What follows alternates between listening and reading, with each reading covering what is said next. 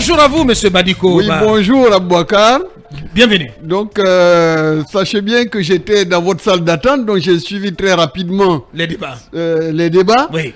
Et moi, je dois dire qu'on fait un très mauvais procès aux éléments cooptés, communicants cooptés par le CNRD. Ils ont fait leur boulot, leur sale boulot.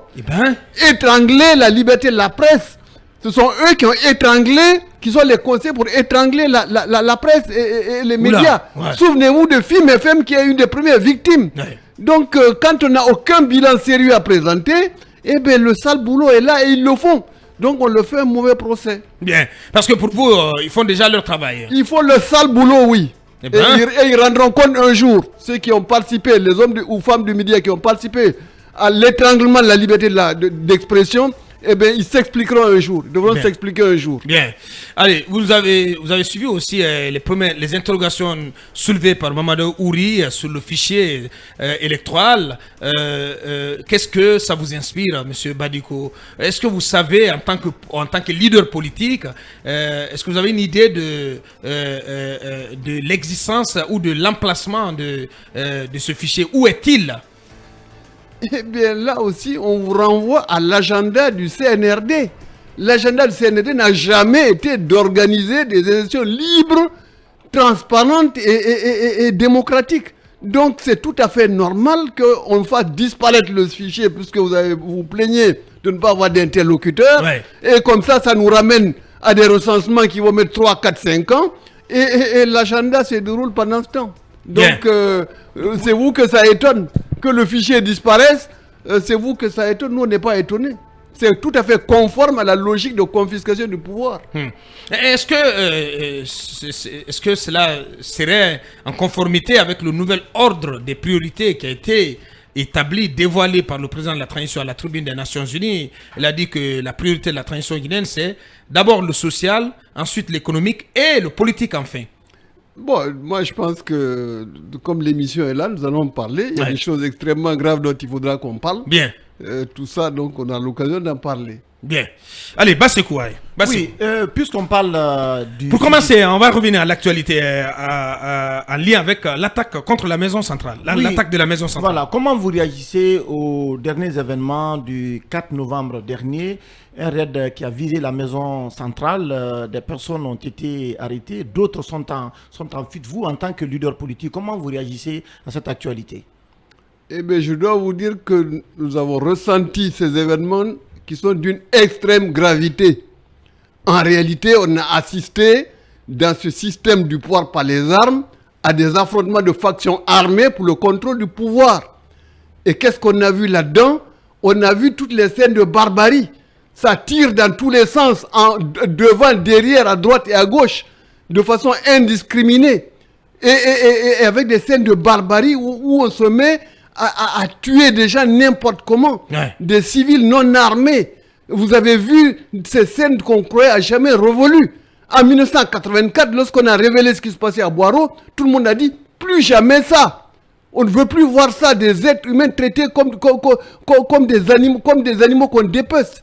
Eh bien, on est installé dans ce système uniquement pour le contrôle du pouvoir. Et vous avez vu ce qui s'est passé là-dedans. On ne sait plus. Aujourd'hui, les gens ne meurent plus, ils disparaissent. Combien de gens ont disparu depuis le 5 septembre 2021?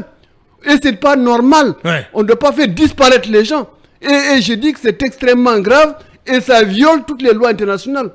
On ne parle même pas de la façon dont on a terrorisé des quartiers entiers de Conakry dans des perquisitions absolument barbares et de gens sans défense. C'est totalement anormal et c'est tout à fait insupportable. Et on dit que tout ça, c'est puisque la logique, c'est le pouvoir par les armes. Et bien ça, on est en train de faire les frais de cette logique. Ce n'est pas le pouvoir de la démocratie, ce n'est pas le pouvoir de l'entente, c'est le pouvoir des armes. Ce que vous dénoncez, M. Bass, ce sont les conséquences. C'est tout ce que nous avons suivi au lendemain de ces événements. Mais pour revenir aux événements eux-mêmes, à ce raid d'un commando contre la maison centrale, et à l'issue de quel raid, 4 célèbres accusés dans le procès du massacre du 28 septembre ont tenté de s'évader, 3 ont été ramenés. Claude Pivy, toujours en cavale, sa tête mise à prix. Qu'est-ce que tout cela vous inspire? Eh bien, ça nous inspire qu'on est déjà dans le Far West. Oula. Ça veut dire il y a tous les ingrédients sont là. Tout le monde se balade avec des armes, des cagoules et tout ce qui s'ensuit. Et on tire sur tout ce qui bouge. Et puis, il y a des rançons, il y a des têtes mises à prix. Eh bien, voilà dans quel pouvoir on est installé. Et ça, c'est la logique du pouvoir des armes. Et c'est totalement inadmissible. Et les citoyens, en plus, ne sont pas en sécurité. Ouais. Et je rappelle qu'il y a des dizaines de familles qui, depuis septembre 2021, ne savent pas ce qu'est devenu leurs proches. On ne sait pas s'ils sont morts, s'ils sont vivants. Ils ont simplement disparu. C'est totalement inadmissible. Il faut qu'on nous fasse la liste de tous les gens qui sont morts dans tous ces événements. Ouais. C'est le cas de ce colonel de la marine, ce colonel de la marine qui est porté disparu, en tout cas, si on en croit. Mais il y a plein de militaires qui étaient au palais qui sont portés disparus. On ne sait pas s'ils sont morts. On a des familles qui nous disent, mais on a un parent qu'on ne le voit plus depuis le 4 novembre. Et c'est pas d'aujourd'hui que ça date. En fait, depuis le mois de mai 2023, Boubacar, que le fameux charlatan a prédit la fin du régime, eh bien, ça n'arrête pas.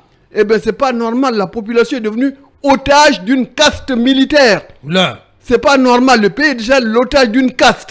Et ça ne passera pas, ça ne marchera pas. Bien, le temps est donné. Voilà, c'était la mise en bouche dans le cadre de cette interview avec notre invité, M. Badiko Ba, président du parti UFD, qui assène ses vérités, mais aussi ses coups. On va poursuivre tout à l'heure derrière l'écran pub et nous sommes de retour dans quelques minutes. Parole est directe forcément avec lui, vous l'avez compris dès le début, en tout cas pour ses premières déclarations avant la pause. Et nous allons poursuivre cette émission, cette interview avec notre invité. On va passer à d'autres questions cette fois-ci. Manu, on va aborder, on était sur sa lecture de l'évasion et de l'attaque de la maison centrale. Oui, et peut-être pour rester là-dessus... Quelles conséquences sur le procès? Justement, pour rester là-dessus, aujourd'hui on a parlé d'un quatrième détenu, donc le colonel Claude Pivy, qui court encore, qui n'est toujours pas retrouvé. Et pendant ce temps, vous avez peut-être aussi suivi les inquiétudes à la fois des victimes, mais aussi des avocats et des autres acteurs qui craignent de pouvoir poursuivre sereinement ce procès pendant que un des prévenus, en tout cas parmi les plus importants, court encore. Est-ce que pour vous, cela peut... Ces inquiétudes sont-elles justifiées à vos yeux? Oui, il y a de quoi être inquiet, surtout ces représailles collectives contre des proches des gens qui sont recherchés. Et surtout aujourd'hui, prenez la route aujourd'hui l'intérieur. Les fouilles qui n'en finissent pas, des tracasseries de toutes sortes avec des militaires armés jusqu'aux dents. Et donc les populations sont pratiquement en otage dans ce système. Et c'est pas normal. Et donc il n'y a pas de sérénité. On veut cultiver une apparence de sérénité, il n'y a pas de sérénité. Il ne peut pas y avoir de sérénité dans un système comme ça qui repose sur la force des armes. C'est pas possible. Maintenant, je voudrais quand même, avant qu'on passe, parce que c'est très important, il faut saluer la déclaration des avocats, de l'ordre des avocats. Bien. Les avocats ont protesté contre cette tuerie, contre cette barbarie, cette violation de la loi, cet état de non-droit. Et c'est une très bonne chose. Et on les salue, on les remercie. Ils ont fait le véritable travail de ce que doit être une société civile. Ça veut dire donc la société pour l'intérêt général. Ce qu'ils ont fait, c'est pour l'intérêt général. Personne ne va les accuser de l'avoir fait, puisqu'ils ont un agenda politique. Et c'est très important. Et je dis maintenant, Boubacar, il y a un autre phénomène assez inquiétant. Allez-y. Il faut que toute la population exige la liste de tous les gens qui sont morts ou disparus depuis septembre 2021. Il faut et on ne sait pas si tout le flot de décrets qu'on est en train de voir dans les forces armées, est-ce que c'est pas pour entériner le fait qu'il y a des gens qui sont déjà morts? Il faut que les familles soient fixées. Ils n'ont pas le droit de faire disparaître les gens. Ils n'ont pas. La junte ne peut pas. Cette caste n'a pas le droit de vie et de mort sur tous les Guinéens. C'est pas normal. Il faut arrêter. Bien. Et là, il faut que tout le corps social, toute la communauté guinéenne exige ça. On est déjà otage d'une caste militaire, c'est pas normal. Il faut arrêter. Bien. Monsieur Mamadou Badikoba, notre invité, hein, je rappelle, ancien député, président du parti UFD, il est en notre compagnie ce matin. On va progresser avec vous, évidemment, sur le consumat. Alors, monsieur le président, moi je m'intéresse à la transition et le chronogramme. Beaucoup redoutent aujourd'hui qu'il y ait un glissement. Votre lecture là-dessus? Un glissement ou une tentative de Moi, confiscation du pouvoir? que nous ayons à nous répéter. Dès octobre 2022, lorsqu'on a dit oui, il y aura 2 ans sans qu'on fixe même la date, on vous a dit écoutez, c'est une manœuvre de plus qui ne fait que reprendre le modus operandi des juntes du Mali, du Tchad et du Burkina. Donc c'était pour éviter des sanctions de la CEDEAO. Il n'y a aucune intention sérieuse, sincère, réellement de remettre le pouvoir le pouvoir à l'issue de constitutions démocratiques par des élus du peuple. Il n'y a aucune volonté. Tout ce que nous voyons montre aujourd'hui que on est installé dans une dictature militaire. Mais le gouvernement dit être en avance même sur le... Mais on n'est plus qu'à pratiquement 13 mois, vous l'avez dit tout à l'heure. Ouais. On est à 13 mois, quels sont les actes concrets qui nous rapprochent de la fin de ce pouvoir-là? Ouais. Tout est fait pour pérenniser ce pouvoir. Ouais. Regardez Mais qu'est-ce qui fonde vos inquiétudes, vos craintes d'un possible glissement de calendrier? Donc vous ne croyez plus que ce délai de 2 ans convenu avec la CEDEAO? C'est une évidence, nous l'avons dit depuis plusieurs mois, puisque tout est évident. Ce pouvoir n'est pas celui de gens qui sont prêts à partir. Ils sont prêts à se passer le pouvoir entre eux, à trouver des méthodes quelconques pour confisquer le pouvoir. C'est tout à fait clair. Ouais. Regardez cette explosion de portraits dans la ville. On dirait qu'on est en Corée du Nord. Ce culte excessif de la personnalité, vous dites que les communicants ne font pas leur travail. Si, ils font leur travail. Ouais. Il y a on ne sait pas combien de dizaines de milliards sont dépensés dans cette campagne débridée d'affichage pour le colonel. Est-ce que c'est normal? Est-ce que ça c'est le geste de pouvoir qui est en train de partir? On est en train d'imposer le culte de la personnalité. Ouais. Et ça veut dire que pour vous, le colonel s'est éloigné de son discours du 5 septembre? Mais tout le monde le note aujourd'hui qu'il est aux antipodes de son discours. Il est à l'opposé de son discours. Et en plus, vous avez vu toutes les pratiques dictatoriales du PDG qui reviennent. Oui. Quelle pratique? Les convocations de fonctionnaires aux réceptions, avec le pointage de savoir qui est venu, qui n'est pas venu. C'est exactement ce qui se passait avec le parti État, où si vous n'étiez pas à la réunion du parti, vous n'aviez pas droit au ravitaillement. C'est exactement la même chose. Et on fait donc une marche arrière de plus de dizaines d'années. C'est totalement inadmissible. Ouais. Et c'est pas le geste d'un pouvoir qui est en train de partir. Ouais. C'est un pouvoir qui est en train de s'incruster. Mais ils ne peuvent pas s'en sortir. Donc pour vous, la volonté est affichée de confisquer le pouvoir. Absolument. Et il faut qu'on les prévienne. On leur avait dit à Bakar, lorsqu'un pouvoir de transition acquis par la force veut s'installer définitivement, eh bien, il ne fera que s'embourber et pourrir sur pied. Et aujourd'hui, le pouvoir ethniciste qui repose sur la force des armes n'a pas d'avenir à Bakar. Ouais. Lorsque vous vous retrouvez dans une situation comme ça, où ils ont tous, chacun a ses revolvers, on se regarde en chienne faïence, puisque telle et de telle communauté, telle communauté, chacun prêt à dégainer, et bien voilà dans quelle situation ils sont. Puisque justement, ce qu'ils font n'est pas sérieux. Et le poids des armes, c'est ça la logique. Ouais. Ils ne connaîtront pas la tranquillité, et le pays qui est leur otage, encore moins.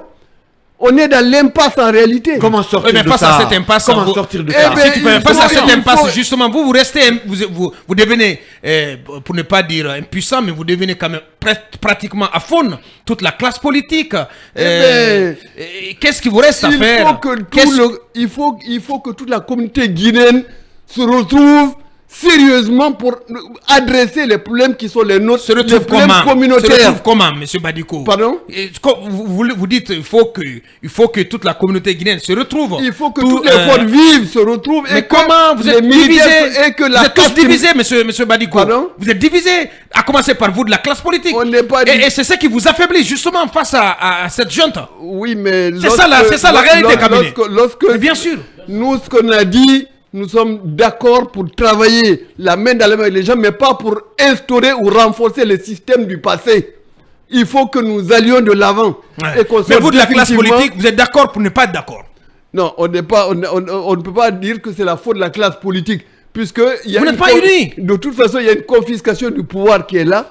Il faut que déjà que les militaires acceptent qu'ils ont échoué. Alors, c'est pas leur travail. Alors, M. Badiko, Oui. on va en débattre plus sereinement, techniquement. Oui. Vous dites qu'il y a une volonté réelle de confisquer le pouvoir. Mais vous êtes de la scène politique. Oui. Et je disais tantôt que le constat partagé, c'est que vous êtes désunis face à pour faire face à cette situation. Alors, à qui s'en prendre Nous finalement? avons dit- Comment recréer un climat d'unité d'action entre Voilà. vous pour justement enrayer ce spectre d'une confiscation du pouvoir? Il C'est faut là toute que la question. ceux qui se disent les mastodontes de la scène politique acceptent l'échec du système dans lequel ils ont évolué. Vous voulez dire quoi? Eh bien, le système corrompu. Vous parlez le des système... mastodontes, du RPG, donc vous parlez du mais, RPG. mais les condominiums ont existé. Ben, Les condominiums politico-ethniques ont existé. Il faut reconnaître qu'aujourd'hui, le problème communautaire en Guinée, comme dans beaucoup d'États africains, n'est pas résolu. Et vous avez vu tout ce qui se passe dans les forces armées, c'est l'illustration. Donc il faut qu'on accepte réellement de prendre le taureau par les cornes. Remettre l'État à sa place. Oui. L'État n'est pas là pour réellement pour dominer, exploiter le pays, mais l'État doit être au service des populations. Est-ce qu'ils sont d'accord là-dessus? ouais. Est-ce qu'ils seront d'accord là-dessus? Bien. On va Nous laisser la sommes prêts parole à à plaider Mamadou. Ouais. pour qu'on fasse une véritable assise guinéenne ici, avec tous les gens qui sont exilés. Nous sommes prêts à faire ces propositions, mais pas pour réhabiliter le système du passé. Absolument, oui. Mais à condition qu'ils acceptent que leur système a totalement échoué. Et que ce n'est pas ça. C'est Qu'ils pas avec acceptent ça qu'on va comment? s'en sortir. Qu'ils acceptent comment? Qu'ils fassent une déclaration pour dire Oui, leur bonne disposition réellement à remettre à plat toutes leurs certitudes sur ces États ultra centralisés à base de combinaisons ethnicistes et où l'État vit pour lui-même contre les populations. Ouais. Mais j'ai l'impression d'écouter un politicien idéaliste. Idéaliste certainement pas. On est prêt à avoir raison trop tôt et on est prêt à avoir raison après notre mort. Croyez-moi, On est prêt à avoir raison après notre mort. Croyez-moi, aussi. M. Badikou, personnellement, je vous fais entièrement confiance. Je vous admire. Je sais que vous avez tellement d'idées. Vous êtes un homme qui veut On est engagé, une c'est gouvernance aux mains propres. Mais, Oui, mais c'est une mais condition. ma question, la question, je reviens là-dessus. Comment y arriver? Comment arriver Eh ben, à ce il faut changement de remettre mentalité, l'État à sa de place. paradigme? Ouais. Nous avons proposé la régionalisation avancée, qu'on casse l'État central oppresseur, mais prédateur aujourd'hui, corrompu au profit de pouvoirs régionaux qui sont voués au développement économique et social, où toutes les ressources sont enfin consacrées à la justement, population. Bien. En parlant de cela. Allez, Ouri se réveille. Est-ce que vous ne naissez Bien. attention, en fait, le procès qu'il faisait au système, vous avez l'impression que ça fait dormir, mais en réalité, c'est bon à entendre. Très bien. Donc, je Mais dormais c'est pas. une réalité, J'entendais l'État ça. existe pour lui-même. Oui, effectivement, j'entendais L'État ça. existe pour lui-même et ses élites, il Voilà. n'existe pas pour la population. Je l'attendais de vivre. On va avancer, Mamadou Ouri. On va évoquer maintenant la question de loger. Il a parlé en substance de l'affectation des moyens, des budgets à l'intérieur du pays pour une régionalisation avancée. On oui. peut asséner tellement de critiques à cette gouvernance, à ce CNRD, Oui. mais est-ce que vous reconnaissez tout de même objectivement qu'il y a déjà un départ en parlant de l'affectation des données, parce que des budgets à l'intérieur du pays, parce que Mori Kondé, je pense qu'il est là-dessus actuellement, et il a réussi à faire prendre cette décision comme quoi il faut affecter au gouverneur et au préfet des moyens 20% donc des budgets des ministères qui leur permettraient d'agir directement sur des chantiers, sur des activités qui impacteraient la vie donc des citoyens à l'intérieur du pays. Je pense que c'est déjà un acquis. Hein. Est-ce que tout de même vous appréciez cela? Les résultats sont insignifiants. Non, c'est déjà un début. Hein. En parole, oui. Mais il faut bien que vous vous souvenez que tout ce travail était déjà engagé à l'époque du président Alpha Condé. Bien. L'ANAFIC, c'est quand même une institution qui date de cette époque-là. Faut pas l'oublier. Ouais. Mais il ne s'agit pas de faire la décentralisation de la bureaucratie. Il s'agit de régionaliser le poids de décision, le poids politique. C'est fait. C'est ça. Allez, et que l'État soit là Est-ce que vous pour êtes en phase contrôler. avec lui, tout au moins, sur cet aspect-là? On ne peut pas être d'accord puisque il y a la propagande et puis il y a les réalités. Donc vous notez, Regardez, par exemple, M. Badiko, oui? vous notez aucune action positive du CNRD? Si moi je note une chose que je dois louer, Oui. c'est la première fois depuis de très longues années qu'on a eu 3 années scolaires qui commencent à bonne date. C'est la seule chose que j'ai notée. Ouais. Mais aujourd'hui, et le peu de réformes qu'il y a eu, par exemple, à l'enseignement de base, et réellement l'assainissement des examens a commencé très timidement à avoir des effets positifs. Et ça, je dis que... Et à part cela, donc tout le reste, le tableau est noir. Mais vous avez bien vu que l'économie est totalement en panne. Aujourd'hui, l'économie est par terre. Ouais. Le recours à un emprunt de 5 000 milliards, ça vous dit quoi? Mais on l'a déjà dit largement, s'ils veulent braquer les banques, eh ben, pour dilapider l'argent, eh ben, on n'est pas d'accord. Et c'est pas un emprunt forcé. Eh ben, un emprunt forcé ne peut pas être pour faire de bonnes choses. C'est impossible. Ben, c'est un emprunt forcé. Mais je dis que c'est même ces actions positives qui ont été commencées à l'enseignement, tout est aujourd'hui par terre, tout est arrêté, faute de moyens. On a laissé toutes les directions préfectorales de l'éducation sans moyens. Aujourd'hui, les gens n'ont même pas reçu un bâtonnet de craie. Vous avez la situation des anciens contractuels, qui est réglée maintenant. Des communautés qui sont dans le néant, ils ne savent même pas où on va avec ça. Quand est-ce que l'État va les prendre en charge? Quand est-ce que l'État va les payer pour soulager les communautés? Tout. Non, tout est noir, tout est sombre. Non, tout ce qui s'est levé est déjà par terre. Voilà. Monsieur Mamadou Badiko, voilà, avec lui, voilà, tout est noir, tout est sombre. Tout est par terre. Et ben voilà. Oui, voilà la suite. Oui, on va évoquer un vieux dossier avec vous. Oui. Quelle est la situation aujourd'hui des primes de séparation et de cession des députés de la 9e législature? Peut-être. Ok, allez. Est-ce que vous avez reçu vos primes? Parce que Ouri a présenté des chèques ici sur lesquels était bel et bien mentionné paiement des primes des députés de la 9e législature. Mais je vous ai dit que tout le système actuel est un système non transparent, c'est une gestion non transparente. C'est totalement faux. Les députés de la 9e législature n'ont pas eu un seul franc de tout ça. N'ont pas été payés ni des indemnités qui leur sont dues au mois d'août 2021 ou septembre, ni l'indemnité de séparation de 6 mois. Et ils veulent réellement, ils prennent les députés comme les ennemis jurés. Eh bien, c'est leur problème.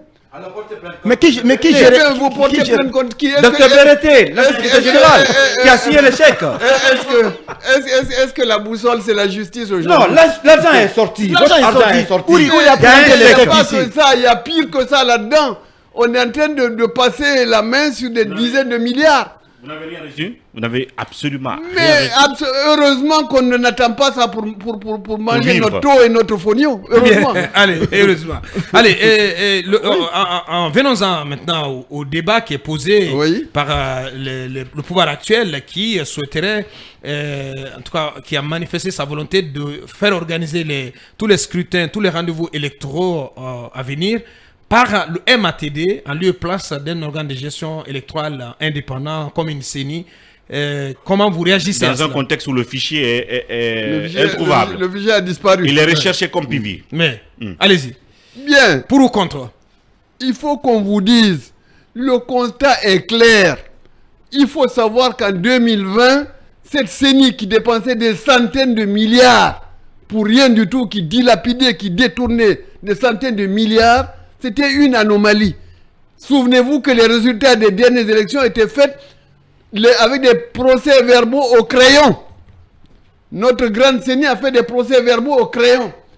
Malgré cette CENI, on n'a jamais eu de vrais résultats d'élection ici. Donc, tout est fait à main levée à la présidence.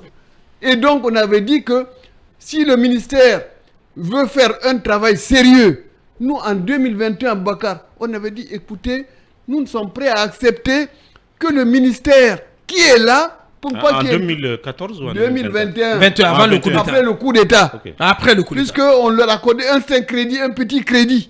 Et on a dit, ben, on peut tout à fait ramener les élections au ministère pour éviter le double emploi du point de vue des ressources, mais avec un organe de supervision au-dessus du ministère pour valider tout ce qui va se faire. Ouais. Et bien aujourd'hui, vous savez... Un organe de quel type? Mais un organe paritaire dans lequel il y a tous les acteurs, les acteurs politiques et la société civile et donc pour superviser... Une sorte de CENI en fait. Non, de supervision, pas la CENI, pas d'organisation. Ouais. On est le ministère organisé, mais sous la direction de cet observatoire des élections, au moins ça aurait été consensuel. On aurait, si les intentions étaient correctes. Mais l'intention n'est pas là. L'intention, c'est de fabriquer des résultats dans le cas de la confiscation du pouvoir par la caste militaire. Donc, c'est vous qui êtes étonné de ce qu'ils font. On n'est pas étonné. Bien. C'est dans leur logique. Allez. Oui, on va continuer avec vous, cabinet. Alors, Sur récemment, d'autres, le gouvernement a interdit au DAF, notamment le ministère du Budget, le procureur de la CRIEF. plutôt, de la CRIEF, au DAF de sortir du pays. Est-ce que pour vous, cet acte est suffisant pour prouver la volonté du CNRD de lutter contre la corruption et les pratiques assimilées? On s'inscrit en faux dans les affirmations de lutte contre la corruption. Il faut que le CNRD, le gouvernement et tous les responsables déclarent leurs biens au moment de leur entrée en fonction. Et nous avons dit que la société civile, donc le FNDC, a fait un excellent travail de dire que, eh bien, à l'instar d'ailleurs de ce qui s'est fait au Burkina Faso, puisque nos frères n'ont rien inventé, ils sont inspirés de ce qui a été fait positivement au Burkina Faso. Donc, arriver à repérer tous les biens cachés des dignitaires du régime. Et je dis que ça, voilà une action de société civile que nous saluons. Et on s'inscrit en faux puisqu'on n'y croit pas. C'est la tromperie comme tout ce qu'ils font. Ils n'ont qu'à déclarer leurs biens, à ce moment-là, on les croira. Donc pour vous, c'est déclarer et publier. Pour vous, c'est une mise en scène. Hein. Cette interdiction faite au DAF. C'est la pure propagande. C'est pas sincère. Et on félicite donc nos frères et sœurs du FNDC qui ont lancé cette enquête générale sur les biens mal acquis. Sur les biens des dignitaires, pour arriver à les identifier. Pour les présumés détournements, on a des anciens dignitaires qui sont en prison il y a bientôt 2 ans, qui ne sont pas jugés. Et comment vous voyez tout ça aujourd'hui? Non, qui sont jugés, mais dont les procès traînent. Et il y a récemment cette décision, cette ordonnance de la Cour d'appel, de la Cour de justice de la CEDEAO, qui demandait à la Guinée de libérer Kassori et compagnie. Ce n'est toujours pas fait. Je vous dis que les choses sont parfaitement claires.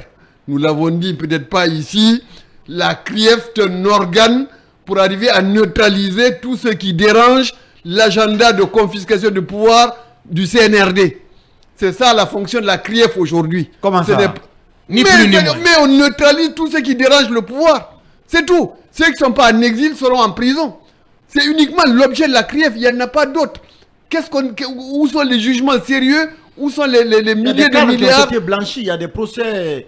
Où sont les milliards récupérés? On a récupéré combien? Est-ce que ça a arrêté la corruption? Tous ces marchés de gré à gré, ces rénovations bizarres de résidences, tous ces gens qui fabriquent des routes goudronnées pour entrer chez eux, qu'est-ce que vous en faites? Où est là-dedans la transparence dans la gestion? Où est le sérieux là-dedans, l'engagement de respect du bien public? Non, zéro. On ne peut pas y croire. Allez, dernière question. Manu. Aujourd'hui, Monsieur Ba, on est à un peu plus d'1 an de la fin normalement du contrat, du chronogramme en tout cas de la transition tel que convenu entre le colonel Mamadi Doumbouya et la CEDEAO. Aujourd'hui, quand vous regardez vous-même à l'horizon, vous regardez dans le rétroviseur, vous regardez le temps qui est aujourd'hui imparti, est-ce que vous vous dites que nous sommes dans le temps ou bien nous sommes encore capables d'honorer ce rendez-vous? Clairement, janvier 2025, est-ce que vous y croyez? Mais nous, on n'est pas des rêveurs, on ne rêve pas. On sait qu'il y a un temps minimum pour organiser des élections avec la meilleure volonté, pas lorsqu'on veut enterrer les choses. Donc aujourd'hui, c'est tout à fait clair que la CEDEAO en plus est totalement décrédibilisée. Ouais, justement un mot sur la CEDEAO aussi. Avec les affaires du Niger, ils sont totalement décrédibilisés. Ils sont complètement décrédibilisés. Et surtout le fameux Nigérian, là, notre ami Tinubu, eh ben, il a montré qu'il est zéro. Il n'a fait que des affirmations gratuites, taper du poing sur la table alors que il n'a aucun moyen d'action. Et aujourd'hui, la CEDEAO n'effraie personne. La CEDEAO ne dérange personne. Maintenant, ce qu'on va vous dire... Donc c'est devenu un machin. Il faut que la junte militaire guinéenne sache qu'elle est dans l'impasse. Elle a entraîné le pays dans les souffrances et dans l'impasse. Ils sont chacun le doigt sur la gâchette en train de voir si qui va tirer le premier sur des bases ethnicistes. eh bien, il faut qu'ils sachent qu'ils sont dans l'impasse, ils ne vont pas s'en sortir. Allez. Et qu'il faut que tout ça s'arrête et que la communauté guinéenne se retrouve réellement pour trouver la bonne voie. Allez. Mais ça, c'est pas la voie. Qu'est-ce que vous demandez à la classe politique? Quel appel à l'endroit de vos confrères de la classe politique? Il faut qu'ils acceptent la remise en cause des systèmes qui les ont fabriqués. Il faut qu'ils acceptent ça. Et qu'on sache qu'on a fait fausse route. Et la Guinée peut reprendre le flambeau perdu à l'indépendance pour reprendre réellement, puisque les problèmes sont pratiquement les mêmes dans toute l'Afrique aujourd'hui. Il n'y a pas de nation, c'est des communautés qui sont là où chacun essaie de s'emparer du pouvoir pour son propre compte. Eh bien, ça ne marche pas. On est dans l'impasse. On est dans la faillite. Allez, on est dans la faillite. Hein. On ne peut pas mieux résumer le contenu de... Vous avez vu, Aboubacar, est-ce que vous savez que la moitié de la population guinéenne a fui depuis pratiquement quelques années? Ouais. Aujourd'hui, je suis sûr qu'il y a plus de Guinéens dehors que dedans aujourd'hui. Oula. Aujourd'hui. Allez. Je pense que c'est une vérité, puisque le pays est invivable. Voilà, je pense et les gens sont là à s'amuser avec leur revolver, à tirer dans tous les sens et puis à faire toutes les victimes et à raconter des histoires. Allez, je pense que voilà, la coupe est pleine. C'était monsieur Mamadou Badikoba, président de l'UFD, ancien député. Il était notre invité en ce jeudi. Grand merci à vous, monsieur Badikoba. Merci. Allez, à la prochaine fois. Mirado, continue, Babé.